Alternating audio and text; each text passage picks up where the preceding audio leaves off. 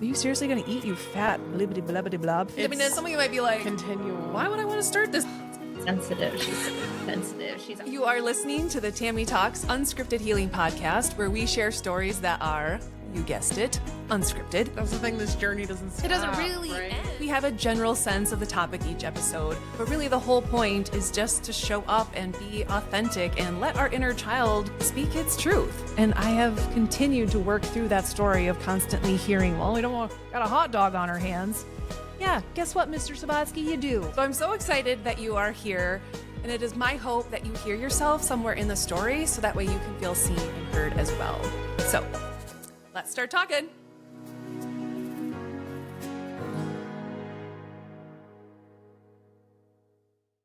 Welcome to the Tami Talks Unscripted Healing Podcast. Today, I am bringing you a very special episode because all of the women from our most recent Inner Child Healing Retreat are going to be guests on this episode, along with my co-host, Zoe, who, if you have been listening to this podcast, she's been on here several times and is just my person. So I cannot wait for you guys to hear their story. And whether or not you are interested in ever going on this retreat, there is going to be something in this episode for each and every one of you, because these women drop some serious nuggets of wisdom, some powerful reminders, some incredible insights that every woman, but also every human needs to hear and be reminded of. So I hope that you listen all the way through and hear yourself somewhere in these women's stories, because they are incredibly powerful. So thank you for tuning in, and know that the next healing retreat is already on the calendar. We are planning to head back out to Sedona, April 9th through the 13th. And I will include our official landing page so you can get yourself registered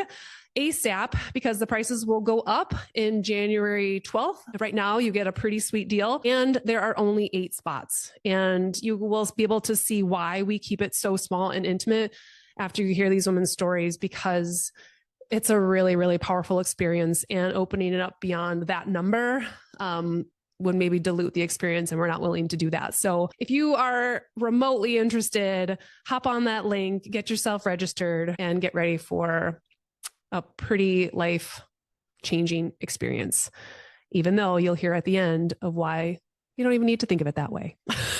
Just come for the experience. So I will turn it over to these amazing women and let them share their stories with all of you. I am joined by 5 absolutely incredible women, and I cannot wait for all of you to get to know them a little bit. As you know, my dear friend Zoe, who is my co-retreat host, partner in crime, and all the things. And then our 4 beautiful women who joined us on our most recent Inner Child Healing Retreat, which was crazy a month ago, literally a month ago. We were out there from the 14th of November through the 17th, right? Yeah. So we wanted to bring them all back and share a little bit of their experience, because it's hard to articulate what something like this can do for somebody, the shifts that you can experience. And I felt like every time I was putting together a post or a video, I'm like, I just can't do it justice. And so like, we need these women to get on here and share their story. And so I'm so excited, because it's just been an incredible experience getting to witness your guys' healing. And so just wanted to thank you all for being on this call with us, this podcast today.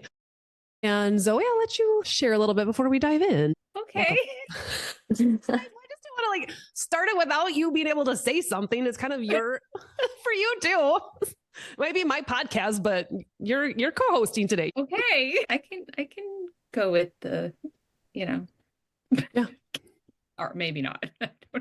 I mean, I'm just excited to see everybody. It was just such a beautiful experience to be able to see everybody's transformation, see all the healing that happened while we were there, and I just feel honored and grateful that we were able to be a part of it.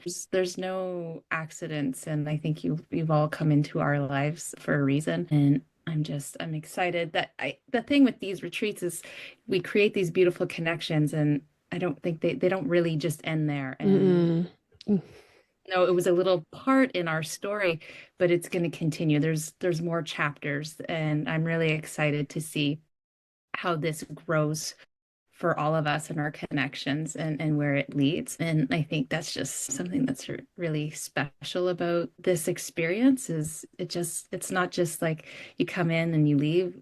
There's a connection that is now kind of forever. Sorry. Sorry, ladies, you have a forever energetic cord to us. We're never leaving. But for me, that's a really special piece to this retreat, and I'm just really, really grateful that I get to be part of that and a piece in your story, and that you guys get to be a piece in my story. So yay. I love that. See, you did it great. You just got out of your head and back into your heart, and like, of course she said beautiful things. I had to follow Maria's lead out of head. Yes, we will be talking about that. The other thing that made this retreat really unique and special was the different dynamics that we had. And we'll talk about this a little bit more, but just to kind of put it out there, we had a mother-daughter duo at this retreat, and we also had sisters, which I found so fascinating. And I'm so grateful to have witnessed that. I have so many goosebumps right now, you guys, for real. Because it was so powerful. And I mean, I just know that your story of doing some of this healing work together, how powerful that is going to be for a lot of siblings. Because as we have heard many times, like, well, they grew up in the same house with the same parents, we have the same, and it's a very different experience for each kid. And it was just incredible to witness. And so we had some cool stuff. And not to leave Alicia out, because this girl has her own, you brought your own dynamic. Let's just say that you and your inner child brought your own dynamic to this retreat. And it was absolutely amazing to witness. And so there was just so many special things about this, but we will dive in and just kind of start right into what was it like coming in that Thursday night, sitting around the living room and starting to share some of who you are and why you are here. And you can even share a little bit about that. Like, what made you say yes, to coming to this retreat, and what it was like, oh crap, now I'm here. Now I'm sitting in this living room with women about to get vulnerable. Kind of share a little bit of your experience there. I will start with Maria, since I pointed the right way. I was afraid that was going to happen. Yeah, it was. So sitting around the circle, I think I ended up going last. And it was interesting as everybody shared kind of the things that I was going to share at each moment. I felt like would have changed depending on when I went, just because I don't know, everybody was so open and vulnerable, and like kind of like the energy shifted as each person went. But ultimately, I think the reason that I said yes to the retreat was just because I've been doing like inner work for a while.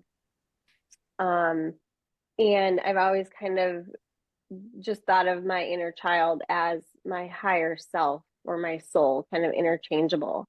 Mm-hmm. But it kind of gives it a little different perspective when you really do look at it as an inner child that you're now actually taking care of. And I had never really done that. And I came to recognize that in all of this work, I still didn't really feel like I knew who I was. And so I felt it really important to go back to that little inner child, that little girl, because she knew, like when I came into this body, like I knew what I was coming for. And that little girl knew the whole time, and just, life happened and she got kind of put in a little shell. And to figure out who I am, or to rediscover who I am, I had to get back to that little girl. And so that's kind of what I wanted to do, is just part of just living authentically and just completely fully understanding and knowing myself, was to reconnect with her, and not even to necessarily heal her, because she's whole and she always has been whole and safe, and just kind of getting back to her. So. Oh my gosh, all the feels. And you're so right. It is about just reconnecting with her. It makes me think like, gosh, the whole like healing thing might be kind of confusing or misleading, because it's really like, no, she is whole. She has all the answers. That's where all the joy and the magic, like she already knew. This is about just finding your way back and reconnecting. And the other thing that I love what you said, and I think this can apply to so many people when, especially as we get into our adult life and we're thinking about like what we should be doing with our life, or what is my purpose, is I don't know how possible it is to figure that out without reconnecting to her.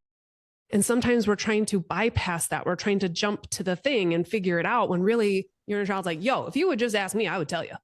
but you haven't reconnected with me in 20 years. So you can wander all you want, but just come back here and I'll fill you in. And that was so beautiful to witness with you, and just bringing that spunk and wit and all of the things. Your inner child has some amazing energy. And so it was very cool to see that like coming back out in you, and knowing how you're going to infuse that into work you're doing is going to be so beautiful. Thank you for sharing that. Yeah, I just wanted to add that it was really, really great on our end to be able to see that just kind of come out of you and exude. And that's the part we were all so drawn to you, is that inner spark that you have. It's just this beautiful essence of you. And it was so cool to see that kind of bloom and come out, because it just like we're all so drawn to you and that part of you. The other really cool part about, you had mentioned, I had been doing a lot of inner work, and you really had, like, you and I had even done some work together beforehand. And it was so evident even then how much work you have really done. But I think what was really cool about this retreat, different from the first one, because the first one I had worked with all of those women for years, and I knew they all had the same foundation of inner child work because they had all done the same program. This was very different. And so really, you know, I had connected with each of you for your pre-retreat call, but really Maria was the only one that I had worked with, but you had done a ton of work before we even met. So it was, Zoe and I were like, we're kind of hoping for the best here, because we're not sure if we can speak the same language to everyone, if they're going to get it. We just had to trust that whoever was meant to be here was meant to be here. And everyone was coming in at very different levels of their healing, very different approaches to their healing. And it was so beautiful to witness how you each got what you needed out of it. And it didn't matter, you know, how many years someone had been doing this work versus I'm just here. I don't know what to expect. I'm just here. So that was also very cool. All right. How about you, Zaya? What was coming into this like for you, and why did you say I need to be there, even despite my mom being one of the hosts? That was actually kind of one of the reasons that I wanted to go, because seeing like even how she was different, but like how much her, like the last retreat changed her, like helped me. I was already doing healing myself before that, but that really was like, maybe I could benefit from that too. So, yeah, just her going first, I guess, is what really pushed me more to really start my healing. And yeah, I love that. I love that. Most people are not that way. Like, but obviously you've witnessed your mom firsthand and the journey that she's been on. And for those of you that don't know Zoe's full story, go back to episode 2, because it's a wild one, and that's why I love her and working with her so much. And so you've been able to really witness some shifts, and to even see a shift after our last retreat in April in her is pretty incredible. So I'm glad that inspired you. What was Thursday night like coming in for you, knowing her, but not anyone else? I was still nervous because I didn't quite, like, I knew what to expect, but I didn't at the same time. Like, I didn't know how it was going to go, if everyone was going to get along. I didn't know anyone else other than my mom, so it was nervous, but I was excited at the same time, and I'm glad I went for sure, because it's definitely an experience I'll never forget, and learned a lot, helped me heal a lot for sure. Well, in your ability to, it almost felt like feel the walls, see the walls, but also like watch them come down was really powerful, I think, for all of us when you were talking and sharing your story. And Thursday night in particular, when you really opened up about some things, was really powerful. And so I just want to honor you in that. When we think about how our ego wants to protect us and control the narrative, you know, what people think of us and perceive of us, and the guilt and shame, I think one thing you showed all of us was like that can go away when you're just honoring your story and taking the shame and silence out of it. It was really powerful and really beautiful. Yeah, I have to agree. That's what I was going to add on, and just your vulnerability, regardless that I was there, you know, and that I think allowing yourself to be so vulnerable gave everybody else permission to be. And so, you know, that was a big thing that you did. So, and that's something for people to know, that when you are vulnerable, you know, and when you allow yourself to just truly honor yourself and you give other people permission, and at the same time, you heal. And so that's a big part of being able to share your story and releasing shame and guilt. That really helps in the healing process. And so proud of you. Thank you. Yeah, it's hard, but it's worth it. And the more you do it, the easier it gets. Yeah. Yeah. I've already made note of bring up Zaya in the birthing cave when we get to that part. Oh, I love it. I love it. Thank you for sharing. How about you, Jess? What made you say yes? Because I know this was a little different for you coming in. So yeah, well, there's a multitude of reasons, I guess, why I said yes. Probably first and foremost, my sister was going, and I like to just tag along to whatever she's doing because she's pretty wise and knows what's up. So I felt like if maybe she went and I didn't, I would regret it. Because I don't know, I would maybe have missed out on something that I needed to be there for. But also for me, it was like just a commitment to myself. yeah. You know, just to spend the money, to take the time away from my family, just to say, okay, I'm dedicated to myself and my own path and journey and growth. So that was why I said yes. Ooh, I love that. And one thing, again, for any other siblings watching, or maybe you're watching like, gosh, I really wish I could do this kind of healing with a sibling. What I love about this is you are actually the older sister. And so to be able to look at your younger sister and be like, wow, she actually knows some stuff. And I've seen the work that she's done, and I've seen the healing that she's done. And I want to be a part of that. Versus sometimes the stereotypical role of thinking that the oldest one always knows best and never listens to the younger one, like all that kind of stuff. Like that's really beautiful and just a testament to your guys' relationship and how you support each other, which was so freaking evident in the whole retreat. It was, again, it was amazing to witness. So, and I also took a note of your moment. So just a moment I was very worried about, but also like, I got to do it. I'm so glad that you came because I know that was something where like, I know I need to be here. Like you listened to your intuition when you could have found a million reasons and excuses to not go. Right. Like you follow the nudge, and I'm just, wow. And it was really cool to see how you guys helped each other crack each other open. Oh. And, right? Like, come on. And just really like calling each other out in a way that needed to be, in a beautiful way. Called out their strengths. Like when one was trying to play small, the other one was like, oh, no. Like that was, sorry, Zoe. No, I get very fired up when I think about this moment. That was really cool and powerful to see. I have to share this because this was so beautiful. Turns out Jess is like this very vivid dreamer and has these amazing dreams and can analyze dreams and all these things. But she kind of plays this off like she's just like, I'm just Jess. The more she talked, the more intrigued and fascinated I was by who this person, like, and Maria totally called her out on this. So we're like, oh yeah, tell us about this dream you had right before the retreat. And she was just like, yeah, this happened and this. And then Maria's like, wait a second, you left out this part and this part. And it was like mind blowing. And it was like these huge pieces of this puzzle, which totally got affirmed for you on the final day of the retreat. And we'll share that story. But it was so cool. One of just like, I'm going to play small. I'm going to kind of dim my light. I'm not going to really talk about how fascinating this dream was. And Maria, like, no, like made you, like kind of forced you to be seen for who you really are. And what a blessing to have people in our lives like that who say, hold up, why are you playing small right now? Why are you not out there and speaking your truth and being who you are? I know who you are, and this is not it. Like you are amazing, and stop hiding that for people. Cause like we wanted to see that, but you can see like sometimes your ego doesn't feel like that's safe. And Maria created a safe space for you and just like, I'm putting you out there. So all these other women know how incredible you are. And it was such a beautiful moment for you too. And again, a testament to your relationship. So sorry, I just had to share that. It gets me really fired up. So all right, Alicia, I see you sporting our Sedona t-shirt. I love it. Yep. Oh, girl. So what was it that made you say yes? So for me, like I didn't even know you in person, like knew you via Zoom, right? Because I kind of stalked you on social media and I was like, oh, she's my people. I need to be connected to her in some way. And all this came, but like just me coming in as an outsider, like we had that pre-game call of just like, just be vulnerable, just be you and do all the things. And so I very much was, for the past, I don't know, my whole life healing journey, but the last 4.5 years have been pretty intense.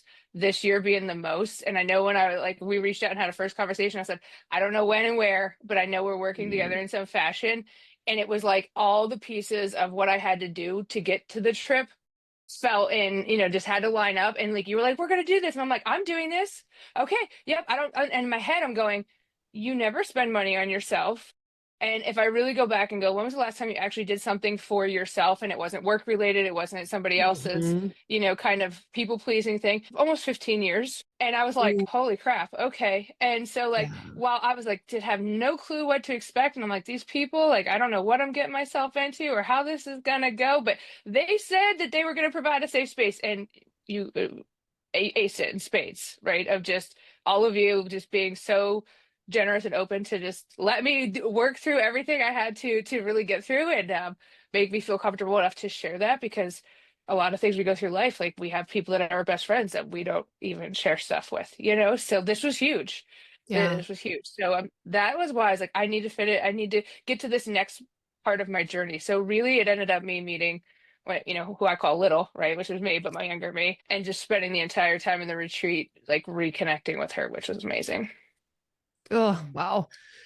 I feel like people need to know a little bit more of your backstory, because you are also you have gone through a massive physical transformation, which has led into, mindset and all of these things. Like, you've done so much work on yourself. And so when we talk about your journey, it's been a freaking journey. And so share a little bit more about where you came from. Right. Yeah. So, I mean, growing up, I knew I was gifted, right, in a fashion of like feel energies and other things going on. And as life and environments, right, kind of condense those down, traumas happen, I really kind of put the kiboshes on it and was just like, no, please, I don't want to deal with this, whatever this is. And what about my life, but always struggling with that piece of me of like, I feel like I always self-sabotage. I don't know where that missing piece is. Like I was missing something in my core, but could never sit there and go, let me put my finger on it. It's that. Like, I didn't know what it was. And I went through like my whole life kind of just failure after failure of like, I'm just gonna go live life and do the most. And then like, nope, sorry, fail. Like, get up, start again, get up, try again, which led me to playing, women's professional full tackle football. Again, not something I ever saw on my radar in my life, but getting hurt in a playoff game, which led to me having the 2 back surgeries, learning how to walk again. I had put on extra weight. So like when I started my journey of that healing, like losing 103 pounds, 96.5 inches, but then really going, it goes beyond that. It's that mindset of really healing and learning to go, I need to learn to love myself again. Right. And so I'm like, I didn't love the person staring back at me in the mirror. I didn't ever feel worthy enough. There was always something that just kept me like, doesn't matter what you do or how many people you help, like you're just never good enough. Sorry. Yeah, no, I'm feeling it over here. I'm like, don't cry, Tami. Grab the tissues. So like, as I decided that I was going to write this chapter of a book that I was going to participate in. And when I did that and I wrote about one of the traumatic experiences of my life at the age of 14, the floodgates of all my gifts came back. And I'm like, well, what do I do with them? Like, I don't know. I don't understand. You know what I mean? I'm like, and again, you feel like in some fashion, I guess a kid, right? Like it's someone else doesn't understand that. You have to not shine your light so bright, right? You have to kind of dim it down because people don't understand. And I'm like, I don't want to dim it down anymore. I want to know what it is. I want to accentuate these and I want to use them to help other people. And so being on this journey that kind of led me really, I mean, all the way up. And I think I'll try to keep this brief as like, me being a hunter and all the things, like literally went archery hunting, harvested my bear just to find out like the Friday when I met with the guy that I work with about my gifts and everything else, literally found that piece that I've been missing for so long. Literally was at a workshop and I'm like, he's like, what's holding you back? What is that thing you're missing? I'm like, I don't know. It's on a chain and we're pulling it up and it's little. It's my 3-4-year-old self in a cage. Like I've literally caged her. She's just been trapped in there and releasing her. And like, I got a baby bear and she's got her bear skin rug on and she's like doing this dance around the campfire kind of thing. And then to like come out with you guys and just really openly embrace that. Like she was with me all weekend long. She's a baddie. I love her. And like what's happened since then has just been crazy, but it's like, oh my God, it all like, I feel centered. I feel like I'm like completely calm, no matter what's going on in my life, like chaotically around me. Like I'm at peace because that peace is finally there and I'm learning to embrace it. I love that so much. One thing that you said that just stood out to me was after you shared that story in that book, your gifts like came open. And that is the power of validating your story and honoring your story, honoring your inner child. It's like this rite of passage. Like she's just waiting. Like, can you just not hide behind these stories anymore and just own it? And these were our experiences. And if we can do that, we can unlock all of the magic and the gifts again. But sometimes we're so afraid to go there and honor those parts that maybe there's shame around, maybe there's embarrassment around, maybe there's fear or pain around. We're afraid to go there when really she's like, I just need you to come here and bring me with you and open this back up. And that's the beauty and the power of doing this kind of work. So thank you for sharing that. I think that's powerful for everyone to hear. All the feels. Mm-hmm. So let's fast forward to Friday. So Friday was our inner child healing hike. And without giving away too many details of what we do, because for those of you that are going to join us, like we want there to be some element of like, oh, we gave everyone the assignment to really connect with their inner child. Not like your typical hike. And we let them know, like, just so you know, you're not going to be like talking to anyone else. You know, when you're walking, you chit chat, you small talk. We're like, nope, none of that. Just need you to be fully present with your inner child and walk with her and do exactly what I just said with Alicia, is honoring, validating certain parts of her story. Like, what does she need you to hear? And what does she need you to feel along this hike? And I know everyone had very different experiences, which is the whole point. And so I want each of you to kind of share a little bit of what came up for you during the inner child healing hike, or what surprised you, anything that comes up for you about that portion of the retreat. I'll switch it up and I'll go Jess first in your red little I had a tent. feeling. Did you? I knew you were going to pick me. I did. Dialed I was like, in. she's gonna go for me. I think the hike for me, I didn't have a huge, like any like really big emotional things like being turned up, even though I really did try to take the time to honor each, time period in my life. For me, the hardest part of that hike was slowing down and not like hiking, which is what I like to do. Like if I'm gonna hike, I'm literally point A to point B, no stopping. You're like 18 miles, did you say at one time? Yeah, that's like usual. So for this hike, I really had to be super intentional about just honoring why I was there.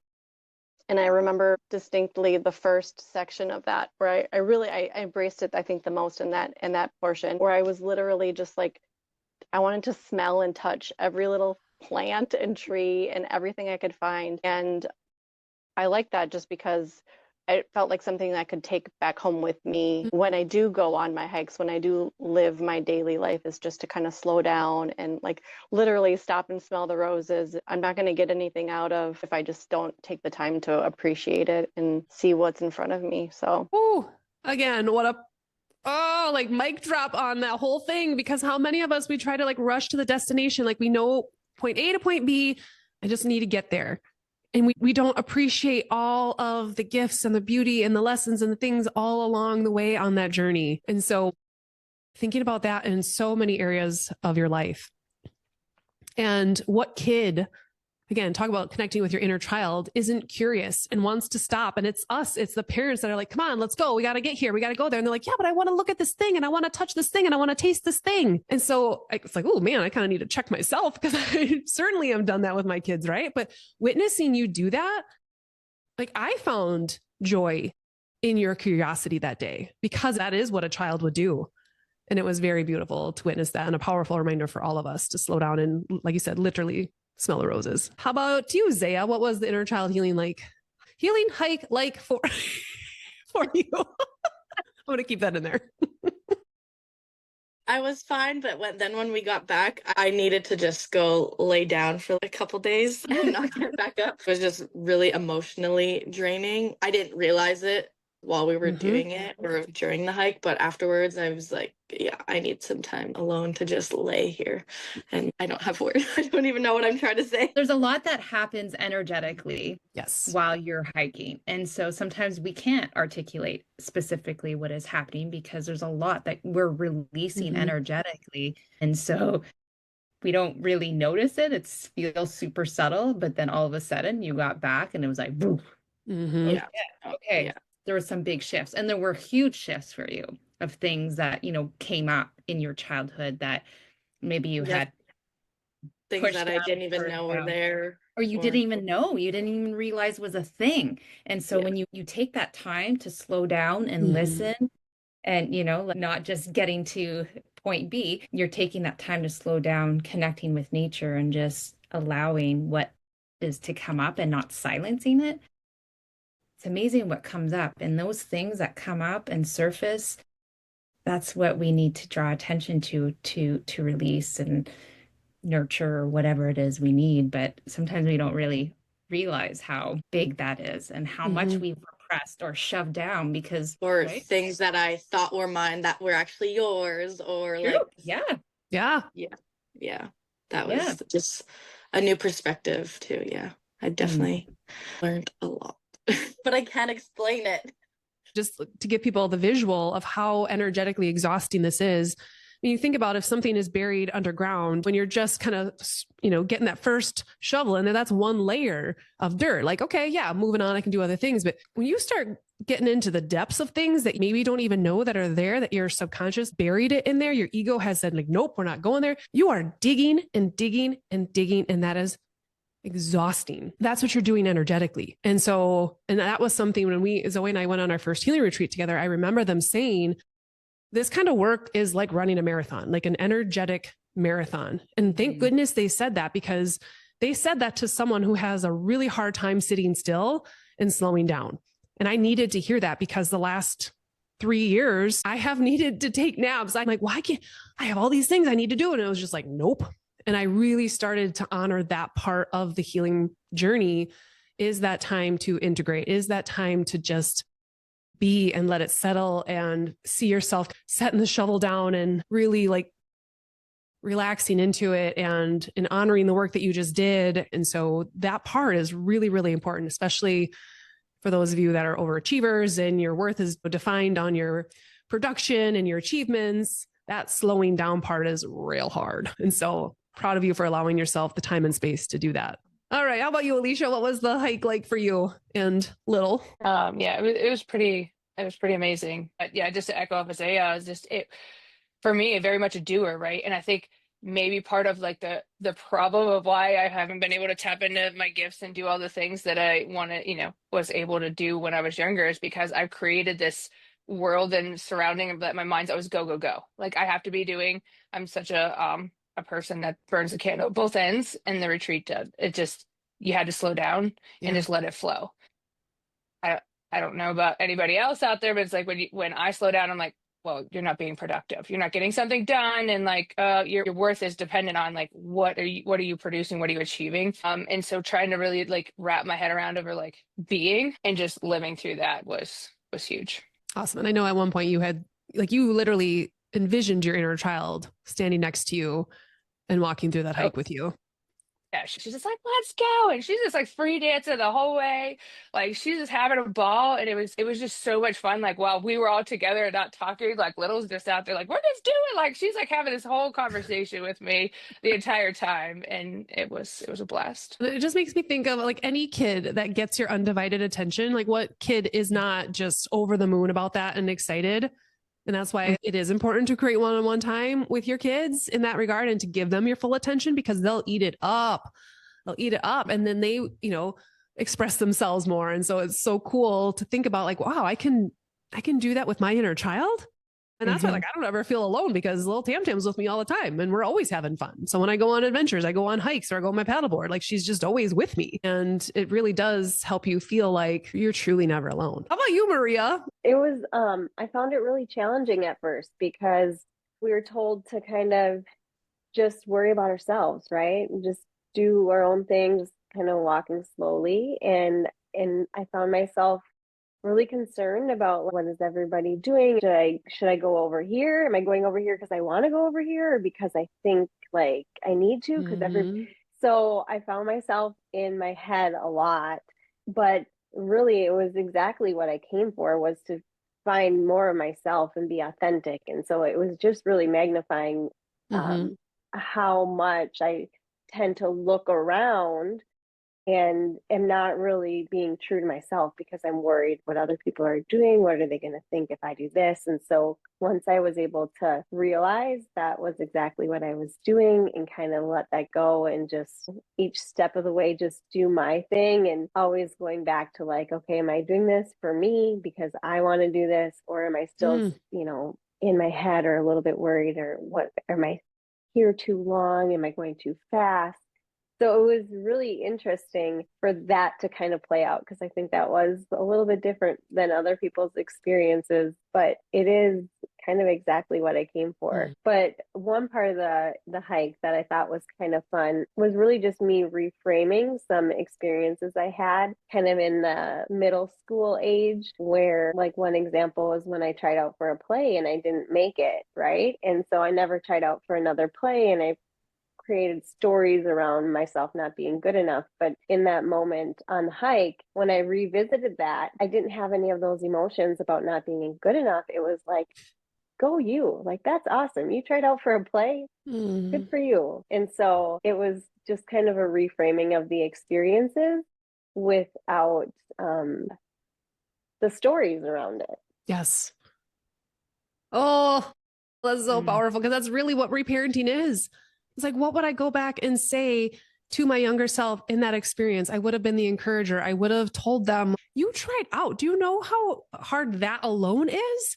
And if it's not this part, maybe it's another part, or, whatever it is. But what would you say to your younger self in that moment? And just that little experience can be so healing, to where there is this release in your inner child. It's like, okay, cool. I just needed you to come back and validate this portion of my story. I don't want to stay stuck here. I don't want to stay stuck in these stories. It was your ego that created the stories. Your inner child always knew.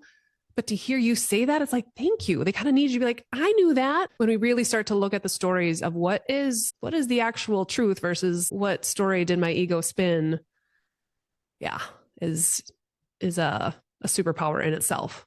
So anything you want to add, Zoe, before we move on to, well, we got to talk a little bit about Friday night, but. Yes, we aren't your typical hosts.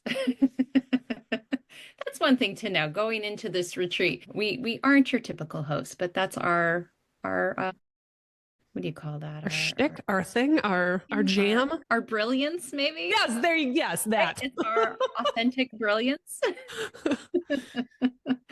So we can talk about Friday night because that's a big part of this. There's a lot of healing, a lot of like heavier, I don't even want to call it heavier stuff, but tougher stuff to go through. It's very, very exhausting as Zaya experience, and it's a lot to process. A big part of connecting with your inner child is also like tapping into that joy, and that's a big part of our Friday night is really tapping into that little us and what brings us joy and how to connect with joy, because so many of us are so disconnected. We don't even know what brings us joy anymore. We don't even know how to have fun. And so Friday night is all about connecting to that part and laughing. I mean, there was a lot of laughing. There was a lot of laughing. Tammy's expense a little bit, but it's okay. I would gladly will take one for the team about that. And so we knew we wanted to do some sort of full moon release, and that happened to be Friday night.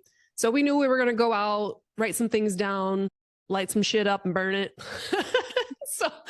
So that part was really cool and really powerful. And so we had them earlier in an afternoon session write down all of the things that they wanted to release and that were no longer true and all of those kinds of things. And so then that night, it was dark, we walked out and everyone had a chance to watch that burn. And what was really beautiful about that was how everyone was watching that person's limiting beliefs and disempowering thoughts and all of those things release, and holding space, and like the energy around that woman who was down on the ground lighting that on fire was really powerful. Talk about like a vortex of just women supporting women and cheering them on of like, yeah, fuck that, like release that. It was really powerful. Just that experience alone. And Zoe and I knew there was probably going to be some howling, but what made I think the night just extra special was something that Alicia brought. So Alicia, do you want to share a little bit about that? Because it was not, again, not planned, but it totally helped make the night even more special. Yeah. So embracing my goofier side, because that's not me. Usually I gotta be little, like keep it all together kind of thing. And so I seen this really funny TikTok video of people putting glow sticks on themselves and then being in the dark and recording things. It's super funny. And I was supposed to do it with my friends and it didn't happen. And so like I had these glow sticks hanging around forever. And for whatever reason, I was like, I'm going to take these with me. And then I was like, no, but apparently Little was like, she's like, no, you're just gonna pack them under stuff. So like, I packed all the glow sticks and brought them with me. So that was super fun for everybody to use. Yeah, so we go out, we're marching along the streets of Sedona with these glow sticks on, a bunch of middle-aged women just but I talk about, again, an inner child. Like, what kid doesn't love to go outside and play ghost in the graveyard or kick the can or whatever it was? Like, that was literally how it felt. And it was so fun and so joyful. And we turned on some music. And so we were dancing in the moonlight. But it was just, there was something really light and magical and fun about that. And it just felt like, yeah, earlier parts of the day were maybe a little heavier, but that was a way to just like really lock it in with our inner child. So Saturday was the birthing cave experience. And this was something new to this retreat. Again, Sarah, who was not on this call, she had mentioned it on the retreat last time because she was a part of the first retreat and then came to help Zoe and I out this time. And I hope that she shares more of her experience because it was really cool as a repeat person of what she got out of it. But she had mentioned the birthing cave on that first retreat. And like, we didn't have it planned in. We didn't have time to go explore. And we had talked about it. Like, yeah, we should explore and see if we could find it. But it was after my one-on-one call with Jess, where I was like, we're having a rebirthing experience. This woman needs to know who she is. And we're like, we have to go to this birthing cave. And wow, that was really emotional for me as well. I'm very open about my healing journey and that I'm very much still on it too. I don't pretend to have any of this like mastered or figured out. I don't know if you ever do. And that I'm right in the trenches with you. And I love that. And so I wasn't trying to like put on this mask of being this perfectly, put together retreat host. I was feeling it too. I was living it too. And when we had them walk out to the birthing cave and really connect with the woman in them. So before you even got out to the birthing cave of really connecting with her and what did she need validated? What parts of her have been neglected, ignored, denied, suppressed? No joke. I was leading the pack, but I had tears I think Alicia was right behind me and she was probably like, what the hell? Because I was like, I'm here for it. I'm releasing all of this right here with these women. And so I would love for each of you to share what the birthing experience, the birthing cave. We don't need to go into your birthing experiences, but that's for another call. But what the birthing cave experience was like for you, whether it's the walk up, the being in the cave, and I know the walk back, there was some significance there as well about like which path we're going to take. And so, Maria, I'll have you start. Yeah. So walking out there, this is where I was trying to kind of stay out of my head and like think about things. I was trying to do that less, right? And going back to the heart and just really releasing without necessarily needing to know specifically releasing, but just kind of releasing old stories, limiting beliefs, just kind of anything that wasn't serving me and anything that was maybe not authentic to me anymore. Just releasing that without getting into my head about what is this that I'm releasing. It doesn't matter. I'm ready to let it go. And then up in the birthing cave, the meditation was amazing. The timing that we got to the birthing cave with the sun shining right on there and with it just being our group until Zoe just finished leading the meditation and then other groups came up. But it was just perfect. It felt so good just being in there and being in the sun and just kind of feeling that energy of everyone. And then Zoe did brought a little singing bowl, was doing some heart healing, and that was such a cool experience too. But it was so great. And then Zaya went up to the little hole, right? And then everyone went up there, and I found myself like kind of disappointed that I didn't. Like I kind of gave it a half of attempt in the very beginning and then just never went back to it. And I found myself like a little disappointed, like, oh, I wish I would have done that. But then immediately kind of getting out of that space and allowing it to be as it was. You know, it didn't happen at that time, and that's okay. And I don't need to like beat myself up about it. I don't need to make this more than it is. Kind of just taking that lesson and just bringing it forward. Like, it's okay to be exactly where I'm at. So that was kind of the lesson in there in that for me. But then just going back to when we stopped and we pointed at the two paths, and it was like, you can choose the path of the birthing cave. You don't need to choose this well-marked path that everybody's expecting you to go on. But then that just being a reminder that kind of that energy we were in during that retreat, it was there and it will be there to kind of support us. But then back in daily life, it's always a choice. We've got the energy to support you, but you still have to choose which path to take. I feel like I bring that back with me a lot here now when I have to choose, or maybe it doesn't feel like you have a choice. Maybe it just feels like, okay, you're going this way. But then when you actually stop and you like go into your heart and you're like, wait, you really consider why you're going this way. Is it because everybody else expects me to? Is it because it's what I've always done and it's the easiest thing, but it doesn't have to be. And there's so many little choices like that every day. So it was just cool overall. You also mentioned Zaya and Zaya's powerful birthing cave experience, which was, I think, a very beautiful, in your face lesson reminder for all of us. But I think it was incredibly powerful for you. So I'll have you share what happened in the birthing cave. I'll do my best. If I miss any parts, you can add it in there. I'll fill you in. Yeah, I remember vividly. I just, it was up high, and I am terrified of heights. And I just saw this hole in the cave, and I wanted to climb up there. I don't know why. I just, it's like, I got to do that. So I did it I just thought about it and I just did it right away. It was like all one motion kind of thing. I just felt different after doing that, and like a different person. Like the energy up there was just on another level. I don't know how to explain it.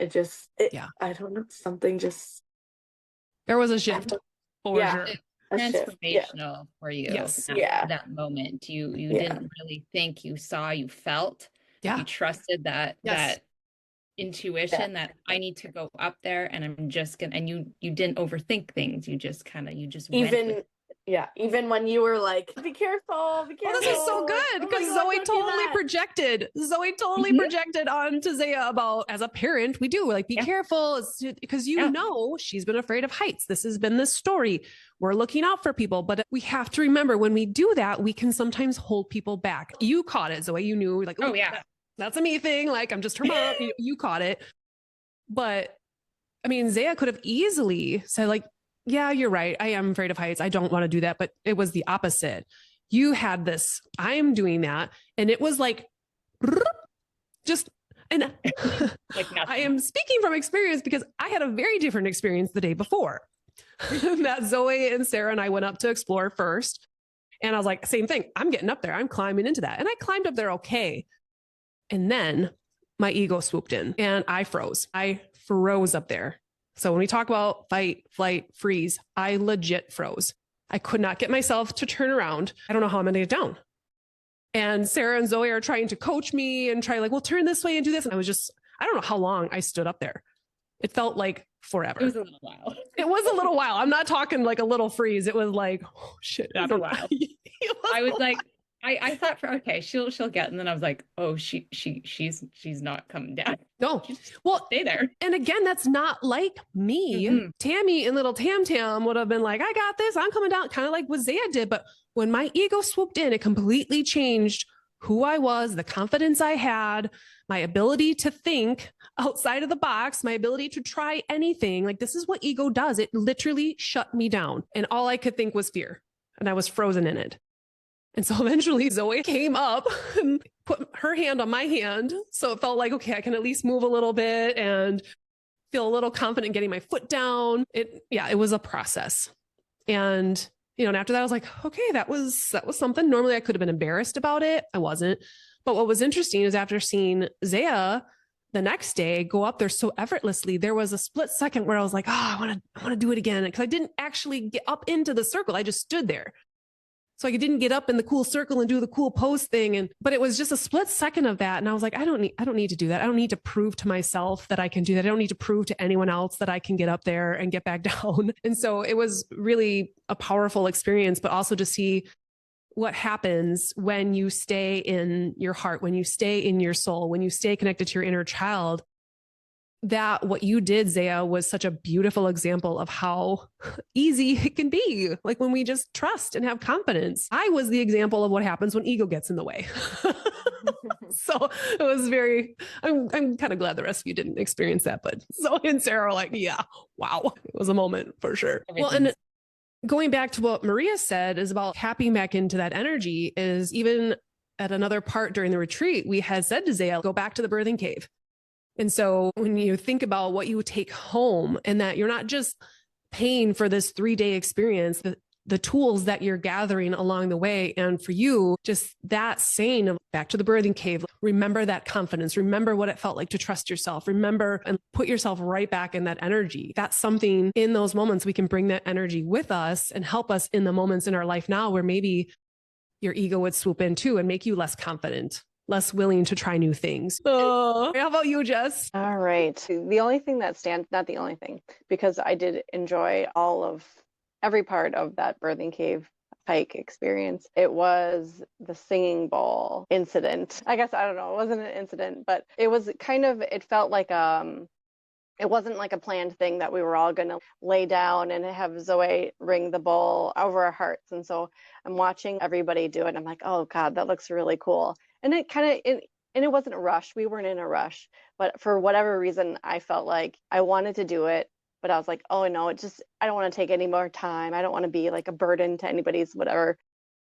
So, but then at the it felt like last minute to me. I was like, you know what? No, I'm going to ask for this. I'm going to do it. And it was phenomenal. And it felt like my energy definitely was shifted, but more so than that, the fact that I was really proud of myself for saying, I'm allowed, to ask for what I want and to take up space. And I felt like that was kind of a theme, like throughout the whole retreat, even like in sharing, like I remember specifically, like when we were burning our papers in the full moon, I'm like, oh, mine is taking a really long time and everyone's just waiting for mine to be done because it's taking so long. Like, why is Jess taking up so much of our time? But that's the story that was going through in my head. So then the next day on Saturday, I was like, like this is for me too. Like I'm allowed. And that was the most important thing, I think, for me. What a great thing to take home, that you are worthy of taking up space and you are worthy of giving yourself time. And we were all so happy to support and be there and witness. And, we love when you share. Oh my God. We hang on your every word. Every time you shared, we're like, tell us more. So that was something so powerful that you get to take home, that people love it when you stand in your power. People love it when you take up space because you're such a beautiful soul and we want to bask in it. Yeah. Well, and it allowed us the gift of being able to witness you in that. And for you to literally share what you just shared, that is going to help so many people listening. How many women need to hear you're allowed to take up space? You're allowed to ask for what you need. You're allowed to take the time for you. You are worthy just as much as everybody here. There are so many women that need to hear that. And so that one moment in the cave was for you to then share, so all these other women hear that too. And so you giving yourself that experience just gave us and everyone else listening a reminder and a gift, is that yes, you are worthy of all of those things, but you have to speak up, right? No one there can read your mind. For you to have to open up your own throat to be like, yeah, I'm going in. I deserve this experience too. And I love that you said that too, like, because it wasn't necessarily planned. And that's part of Zoe and I, how we work as well, like very intuitive, trusting that, the way things flow in those retreats and the things that we do is meant for the people that are there. And I feel like every retreat is always going to have a little extra spice or something different for each group, because really listening to our intuition. The way we did the birthing cave was not the way that we originally planned, and like followed our intuition and allowed ourselves to pivot. And I think that's another powerful lesson for people too, is you have to allow room for magic. And if we would have tried to cram that birthing experience into Friday with the inner child healing hike like we had planned, we would not have had that experience on Saturday morning. Not even close. And so trust when you get those nudges, even if it's like, well, this wasn't what we had written down. This wasn't what the plan was. This is what they're expecting. You know, you have to really listen to that. So, all right, Alicia, I'll let you jump into your birthing cave experience. Okay. Well, I'll try to keep it at a min, because so much stuff happened that day. For that day, that was probably one of the most intense experiences for me, because that night after our session, I literally sat and meditated with my guides and was like, I need signs. Like, I'm following this path. Like, you're telling me to go down this path, but I'm like, is it really? Do I keep going down the path like I used to be on all the time? Or am I embracing my most inner self and like, this is where I'm going, this is what I need to do? Like, me just being able to like have my gifts and feel the energy also. It was so heavy for me, like going up, and like, even I remember getting to the birthing cave, you had to step aside because just the energy of walking into that birthing cave, that veil was like, whoo, I already needed to take a breath. I was like, I just need a second. But that was like the biggest thing, is like just kind of speaking up for ourselves. Like Jess was saying, just like really owning that. When we got back in the van, it was so much for me. And I literally was like, I can't listen to music on the way back and joke around. I know that's what we did the day before, but I can't. And so for me to even remotely ask you guys to be like, can we just silence and just process what happened? The old me would have never done that. And I was like, how are they going to think? They're going to, and I was like, nope, I just have to do it. So again, it was a huge piece. I'm so glad you brought that up. This is such a testament to why doing work with other people, with other women especially, is so powerful, is because sometimes like someone might say something that ignites something in you, a memory, whatever, but it could also be a clue, a bread. Like, it's fascinating how we are all so connected. And so sometimes on a journey like this, and I felt this for so long, is it can be really isolating if you don't open up and allow yourself to talk to other people, women, a coach or whatever, when you're doing this kind of work. And this was such a beautiful example of the synchronicities and how the universe just works to give you what you need. And so I'll have Maria kind of hop on to where Alicia left off about being in the van and saying, hey guys, can we not listen to music on our way back? Yeah. So I forgot about this until I know that I saw your excitement.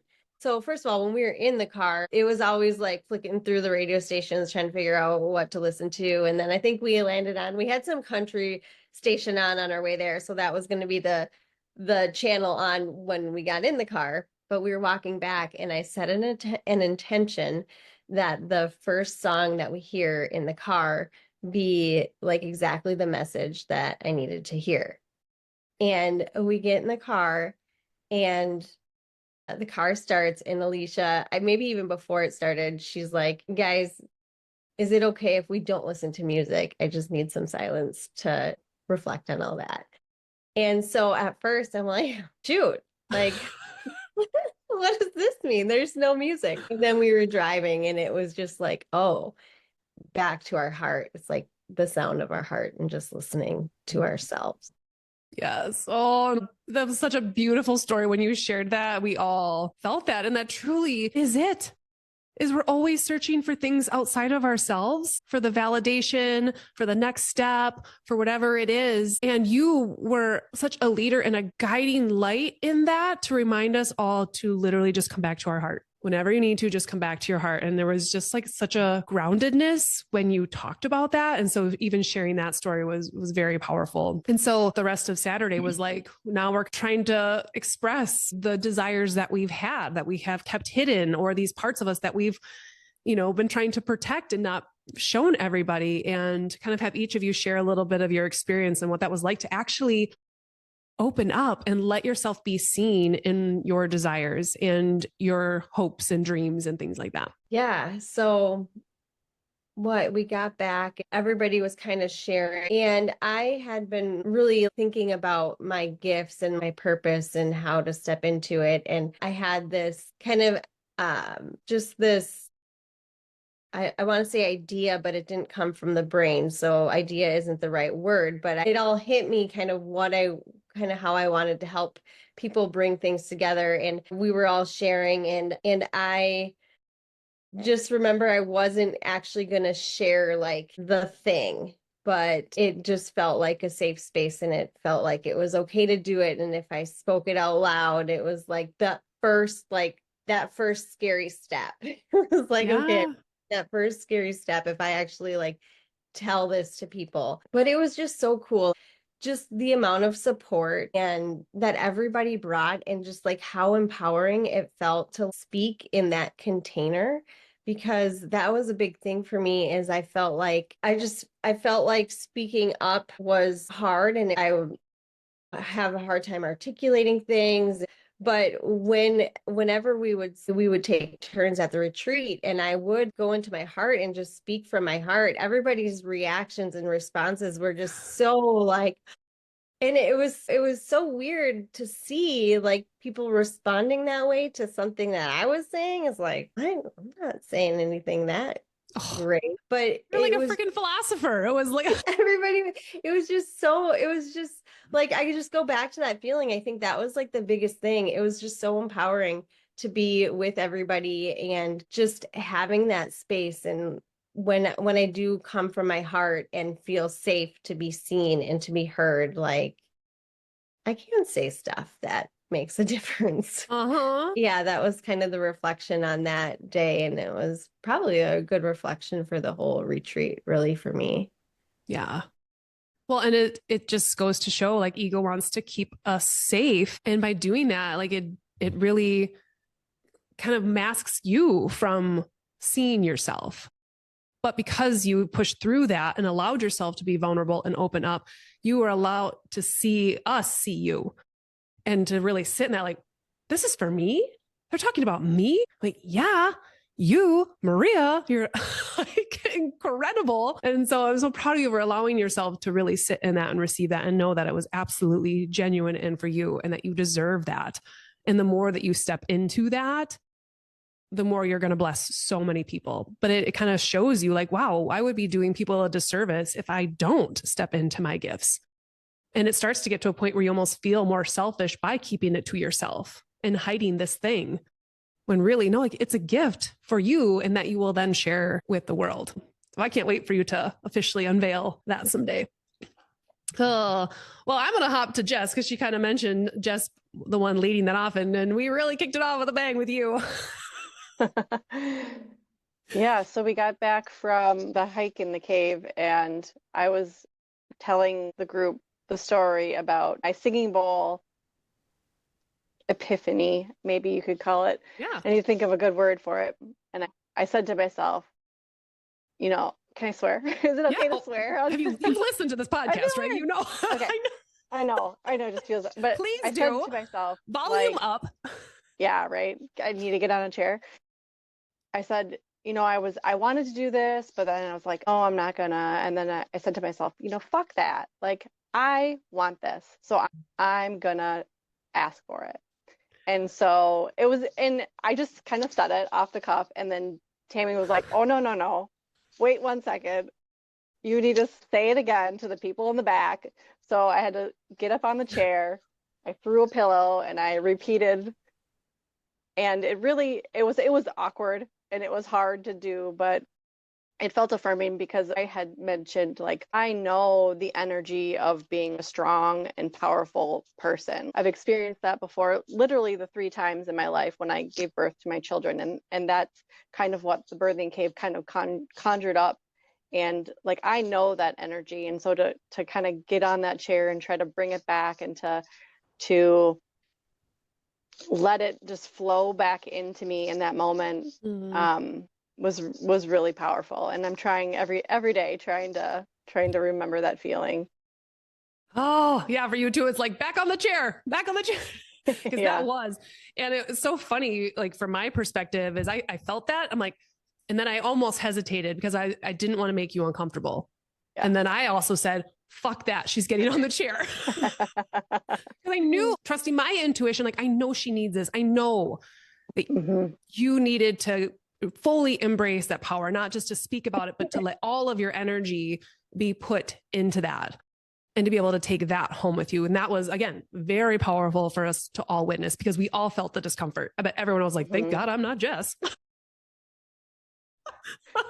But you did it. And it was, again, like talk about an energy shift. So I'm super proud of you because I know that was not easy to do. But man, we felt it. And there's so many times when I have thought about this retreat and doing that first initial call with you to then that, I was like, whoa. And so when I said like, she needs that rebirthing experience, like, girl, you nailed it. It was, yeah, for real. So thank you. That was a gift for all of us. You. Alicia, I'll have you go share a little bit of Saturday experience. Right. Yeah. So we're not talking about the vortex thing right now, but I would say from coming back from that Saturday, is in the kindest way, you guys calling me out on my own bullshit. We had a conversation coming back, you and I'm like, I want to have these breakthroughs. I want to do these things. And it was like stepping into like, okay, like you have this, like, stop. Why are you second guessing yourself on it? Why are you not moving forward like full force? One of the biggest things is like seeing it from having you guys kind of call it out in that like a loving way of just saying like, you just sat here like on this hike with me and told me this. And now you're not allowing us to do this for you. And I'm like, wait, I'm doing what? Like, I have a really hard time receiving, you know what I mean? In that way of just receiving the love back that I put out to the world is like, again, like give to everybody, not give back to myself. It came back, like that's been huge of like, okay, you have to learn to be intentional, paying attention to that.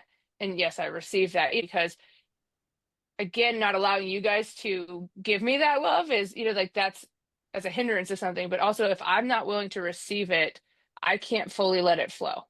Like my gifts will never flow full force if I can't just let it move. If I keep blocking it, causing that dam to kind of build up, like, no, you can't. And so really that was intense for me. You just reminded me, I just wrote something this morning about going to see this band. And what was so beautiful about it was at the end, when they stopped playing, the crowd goes wild cheering for them, right? And watching them stand there, they didn't rush off stage. They didn't scatter. They let the crowd give all that love back to them. And the gratitude that they had, like they just poured into us, for an hour and a half with their gifts. And then they stood there for a few minutes and allowed themselves to bask in it and to feel it. And it was such a beautiful thing, a powerful reminder of the balance of giving and receiving and how that should flow. But you're right. If you were to walk off stage, the second you put down your instrument, your gift, and not let that come flowing back to you, you absolutely block that flow. And so that's a very, very powerful reminder is like, no, this works both ways. Like I can pour into people, but I can allow that to come right back. Mm-hmm. Yeah, definitely a lesson for all of us. But I can see where that's going to be a constant reminder for you to like, okay, how can I do this? Let me try this code on of receiving. It's uncomfortable at first, but eventually I'll be like, ooh, I'll wear this baby well. All right, Zaya, we'll hop to you. What? I know what it was. Sorry. I don't. Can you help me? Yes, I will. Because it was like you overthinking things of like even maybe what your response would be. And so you're kind of doing that when we first started talking, you were kind of cutting yourself in and out of not really sure, but then all of a sudden something switched. I think we were talking about the birthing cave. And then it was like, this is what I want to do. And this is how I want to help. And it was like, I think we were all like, holy shit, the floodgates opened. But it was a very powerful example. Again, when we let ego get in the way, it stops the flow of what we know to be true. Because when you spoke from your heart about what you truly want to do in this world and how you want to help people, it flowed. It flowed beautifully. Sorry. I just remember getting also very fired up at you and maybe almost throwing me a pen. They sign waivers. You almost threw a few things. Tami does get a little violent when she's not violent, passionate. Sorry, not violent. Yeah, well, I was saying when you're passionate, you get a little aggressive. I didn't throw anything specifically at people, just in general. Oh, yeah. Unless anyway, you're me. Unless you're Zoe, I did smack her with a folder. All right, sorry, Zaya. The other thing that came to mind for me was we had talked about your age and how you doing this work at this age was so powerful versus I just turned 42 and doing this work and you're 23. Like wanting you to really see yourself in the fact that you are leading an entirely different generation of getting ahead of this. Because a lot of us on this call are in our late 30s, early 40s, and I work with women who are in their 50s and 60s, and there are people that will never do this work, and you are 23. And I needed you to see how powerful that was. Because again, sometimes like our job, the way our job is to help you see what is there and to see your greatness and to see the steps that you're making and how hard this has been. And you are doing that, and you are a light for people your age to do this kind of work. And I just think about how many years you're like saving yourself by doing this work. Like that's 20 years from me and you. And I'd be like, damn, if I would have done this work when I was 23, shit. So I wanted you to like bask in that and to really appreciate the work that you're doing for you and your inner child. Yeah. Yeah. Because you're going places, girl. There's no doubt about it. So you can receive that. Then that night we hiked out to this vortex, which was, again, kind of crazy that we can just walk here. We had no idea when we booked the place that we literally booked it in the backyard of the vortex that we went to in April, which was pretty cool. Yeah, so we got out to the vortex. And so we didn't do necessarily meditation, but an activation. And I'll have you kind of explain a little bit of what that is like. And then we can kind of chat a little bit about just that night and kind of embracing our highest self. And we'll kind of wrap it up from there.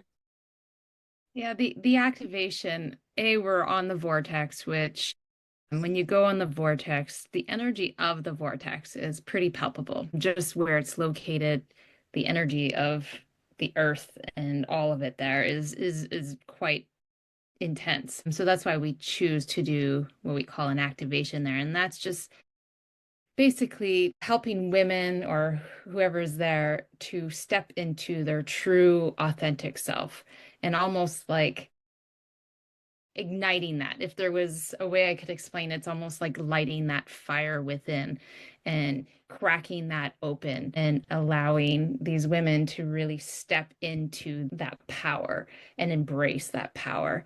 And so there's a little healing that happens during that, and a whole lot of energy stuff. And basically the women sit on the vortex and receive, and we do a little magic and ignite that authentic self. And so when women go home, they get to step into that and be that true authentic self that they are truly meant to be, and with that empowered energy. Yeah, I love it. I know, Alicia, you had mentioned that you had a couple nuggets you wanted to share from that experience. Yeah, just thought I was gifted in like certain things. And like I went in with a mindset of it's this or, not a this and. And I very much into this whole, going into that whole weekend was just like, okay, I know I move energy for myself. I didn't realize how much I could move it for somebody else. And so when we were up there doing that, and like in the beginning, like we sat there and I was like, I know we're supposed to do the same, but all of a sudden I was like, I have to move energy. And I was like, I just started doing my thing, right? And my eyes closed, all this stuff. And then when Sarah came back, she was like, I was here last time. And like something in the beginning was a little funky. Like it was really intense and stuff. And so it was like, because there was 3 of us. And she just kind of decided, I was like, oh, that was me. And so like, that was just huge because it really opened up again for me as I come back from this, that it's not a this or, it's a this and there's more to that sense. Ooh. So I love it. It was huge for me. Cool. Say that again. I don't even know what I said, so I can't repeat That's because you channeled that. We got a recording, but that was good. That was powerful. We're gonna quote that. Yeah. Well, so that was literally Alicia tapping into her true authentic self in that very moment where she stepped in. She trusted what was coming and just did. And she was totally working with us. Yeah. Tami and I were doing moving energy, and Alicia just stepped in and just allowed whatever was coming and to move energy with us. So, that was a really powerful, that Alicia legit stepped into her true authentic self. Right. Because how many could have been like, well, I shouldn't do that. Like, this is their thing or whatever. And you're like, no, I'm trusting that I'm supposed to be a part of this. And thank goodness you trusted that. Because then again, you gave everyone else a gift and just amplifying that experience. So how cool. Like getting rid of the shoulds or the shouldn'ts and just trusting in what we're being led and guided to do. I love it. So then Saturday night, we decided to do kind of a highest self themed dinner and wanted everyone to kind of channel what that highest self version looked like for them, what that felt like, because that's part of this is how do I, again, like putting on this coat and allowing myself to feel it, because it's one thing to write things down or to manifest or to pray about it. It's another to energetically feel it. Like it's already mine. I've already experienced this. I'm already there. And just thinking how much faster that might allow us to actually get the thing in our real physical life. But really, if you think about it, like it's already there. Maybe it's on a different timeline. But when we keep telling ourselves that it's not here yet, this is taking so long and all these things, we're staying on a lower vibrational channel. So we were like, you know what? We are going to play in that timeline that is already there, that already exists, that already knows we are this powerful, impactful woman doing the thing that is lighting us up, like to allow ourselves to be in that energy. And so it was really cool to feel the shift in energy that night, especially from Friday night where I was like a 14-year-old boy. I didn't quite tap into my inner child. I tapped into my inner 14-year-old boy that night. But what a different vibe, right? To be like, yeah, like this is how I'm showing up with confidence, with grace, with elegance, with, all of the essence of that feminine energy. And so I loved that night and just being able to experience that all with you and have that conversation over dinner. So wrapping up, Sunday morning comes, and this was a new addition to our first retreat as well, as that we added more time on Sunday to have more of a closing ceremony and to lock in these feelings and these emotions and this energy and kind of going with the flow, is that everyone had a little bit later flights. And so we're like, let's all go to like gift shops and stuff together. And now this will be a part of the retreat. And so Zoe and I are always like learning and getting little nuggets of things we want to tweak and change. And this was so cool on so many different levels, because it felt like people got the confirmation they needed, the validation that they needed, like that little cherry on top. So we just go to, a couple little shops, and I remember specifically Maria like flipping through this book, and a message you got was undeniably specifically for you. Do you remember what that was, or like what the general message was around that? I remember it was related to being authentic and having courage and being yourself, which is like, of course, like that was the reason I came, and that has been my message every step of the way. So it was pretty cool. Yeah, it was very much like seal the deal. Like, make sure you got this one, Maria. We're not letting you forget it.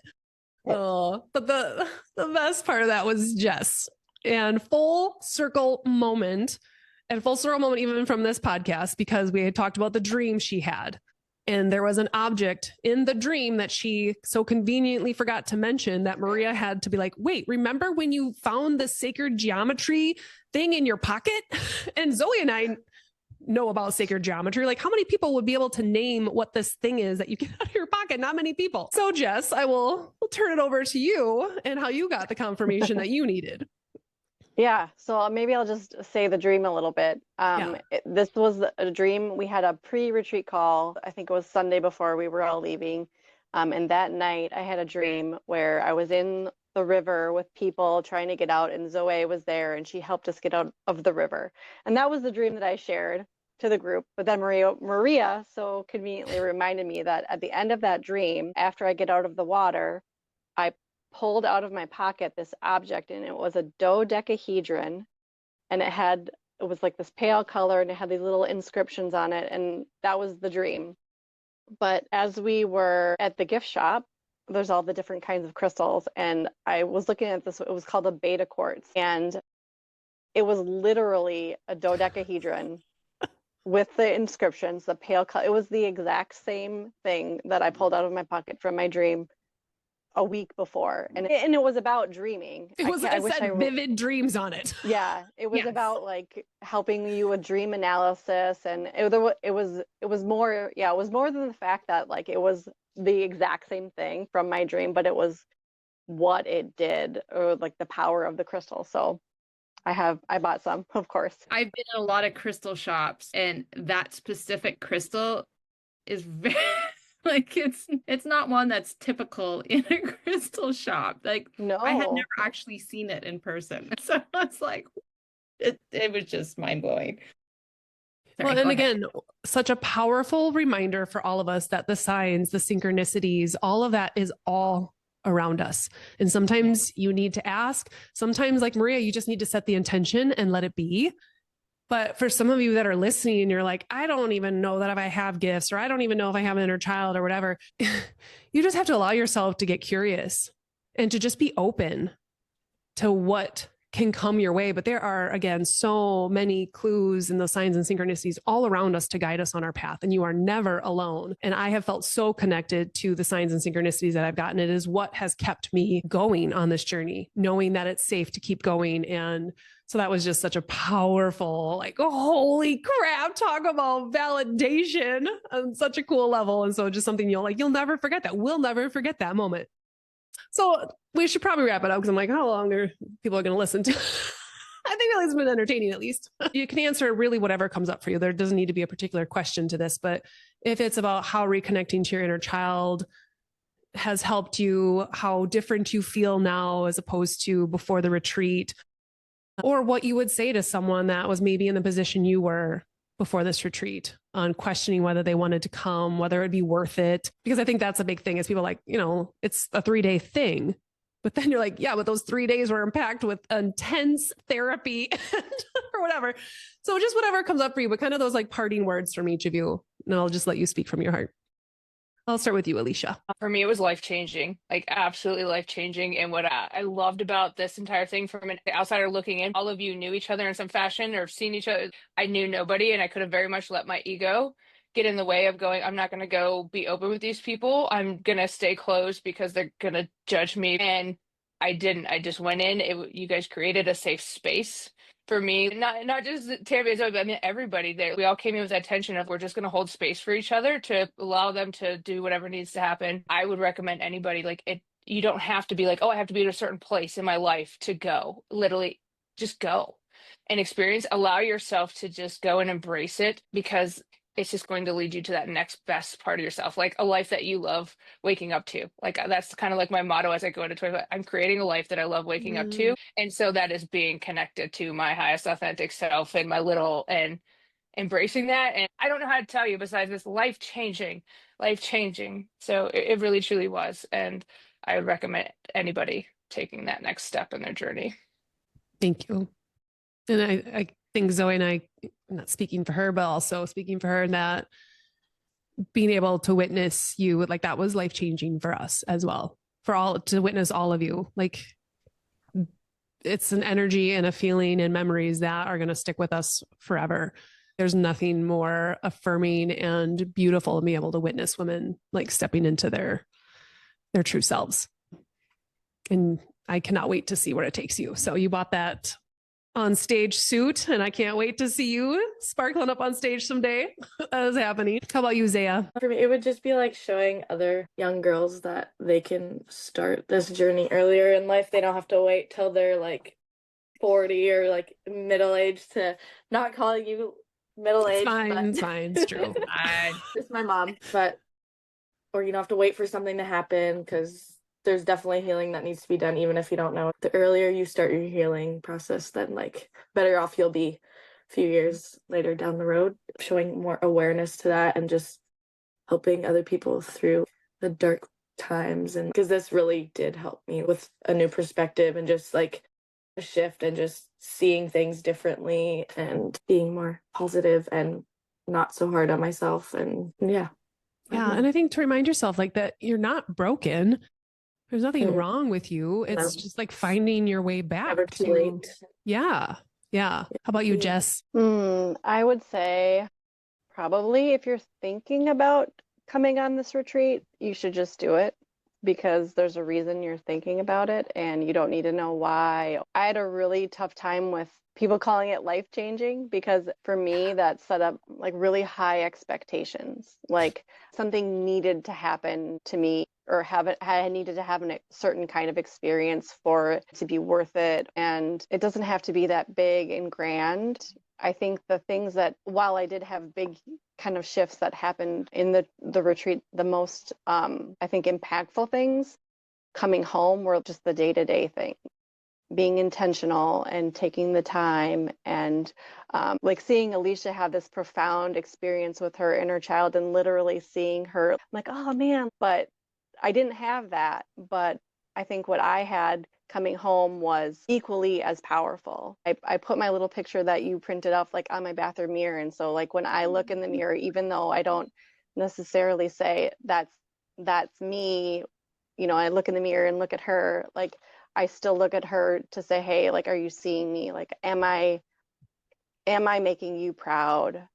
So that's how I'm trying to navigate forward and say, you know, the choices that I'm making in my life, is it something where she would say like, yeah, we're really crushing this adult thing, like, way to go. Ooh, I love that.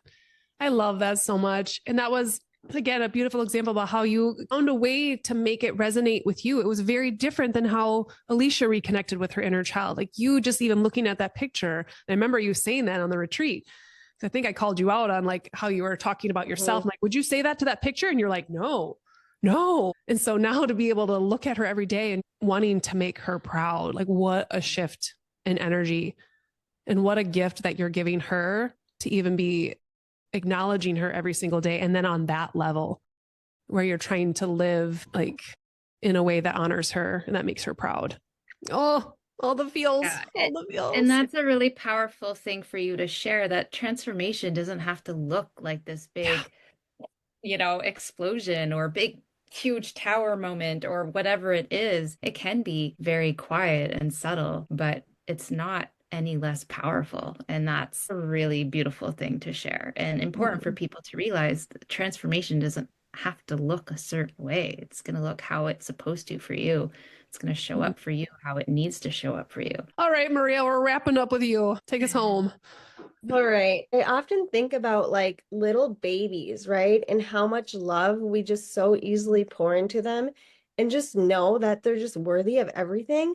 But like, what changes? You know, like they grow from day to day. It's just like incremental changes. You don't even notice them growing. And then one day, like, they're not worthy anymore. That doesn't make any sense. And I don't know, I just go back to that feeling so often of how precious like, the little baby is and just how you just trust that their soul and that they're here for a reason. And I don't know, just made me think of that. For me, it's little things that I took home that I just kind of keep me going forward in like little authenticity checks, I guess. There's a couple moments that I go back to a lot. Like when I'm feeling in my head, I immediately like, okay, go to my heart. And I've started to recognize really easily what it feels like to be in the head versus the heart and just how much like more calming and centering and how much easier things flow when you're in the heart versus the head. Even the tone of the voice changes when you're in the head. So I go back to that a lot. I go back to the feeling when we all came in circle at the very end that Sunday morning, like how palpable that energy was. Yeah, like I was moving and I could feel it. And it was just like the morning after the night where I was setting this limitation on myself saying, I don't know why I just can't feel energy. And then we did that. Yes. And holy crap. Like, you know, just little things, how powerful our words are and our intention and just how much we really are like creators of our lives and just little things from the retreat. I just go back to regularly to just kind of keep me pointing north or, you know, whatever direction I need to go. But I would say like Jess, it wasn't like some grand transformation, but it was definitely worth it in every way. And part of my intention too going in was just to have fun because I don't know the last time I just connected with a group of women and just like, you know, it was a lot of heavy quote unquote work, but it was still fun and healing and just being in connection in community with people. I think that's something that I've been missing. And it was like a little baby step towards that. I wouldn't even say a little baby step. That was a pretty big, and it was worth it. Yeah, that's a big piece of women being together and how powerful we are together and how we hold our ability to hold space for one another and how much healing can happen when we're in each other's presence and holding space for each other together in community and connection. That is a power that divine feminine holds, if you will. right? But it's just that's something, that's why we do it in this form, in retreat form, in a very small group, intimate, as the healing that happens in that container is just, it's big. Well, and wanting to make sure that every woman there feels seen and heard and has the time to have that space. We're creating the time for you. Like, no, keep going. Don't wrap yourself up. And that's why we have it the way we have it, is because we know we need to allow for that, because women don't get that in their everyday life. And sometimes you need to literally pluck yourself out of your everyday life and immerse yourself into something like, whoa, that kind of help you see where maybe there's some checks and balances that need to be in your everyday life. Am I over giving in certain areas, or am I not speaking up when I go home when it felt so good when I did that there? Like it kind of helps you fine tune things when you can take that stuff home with you. And it sounds like you've all been able to do that in your own unique way, which was beautiful. And also thank you to all of you for allowing Zoe and I to do what we do and how we do it. And really, honestly, being ourselves. I felt more myself in those few days than I probably have in a very long time. Just being goofy, but also my passionate, aggressive self and all of the things. Like, it felt so good to be like, I can host a retreat as me and not have to put on this host mask. Thank you. Like, thank you for creating that space for me as well, because it was exactly what I needed as well. And I didn't come there looking for anything but to support all of you. But I think the space you created for me allowed me to show up differently in a way that I wasn't even expecting. So, in beaver form. So just kidding. Inside joke. Yeah. And likewise, Sarah was commenting on that for me too, on how much more I stepped in, or feeling comfortable and just allowing myself to just shine my light in the way that I shine it. It's not big and bold, but what I bring is different, and that's beautiful in itself. I feel like this group of women allowed me to step into that in a way that maybe I was holding back a little bit before. So yeah, it was beautiful. And like I said in the beginning, I'm so grateful for each one of you. We learn stuff also. So we get just as much out of this from you guys. We learn from you, and the puppy connection. She's like, we're done, Maria. I gave you your time. Yeah, that's it. It's time's up. The dog has been cued, and it is time to wrap it up. So funny. So that being said, I'm just grateful for all of you, and thank you, and love you all so much. Yes. And thank you for sharing your experiences so it can help bless another woman out there who's in search of something that's missing. And hopefully this opens them up to giving themselves this experience as well. So thank you all so much. And we will have another opportunity to catch up with each other on life after the retreat on our own separate call. So look forward to seeing you all then. Thank you all so much, from my inner child to yours, and all the love. Thank you guys.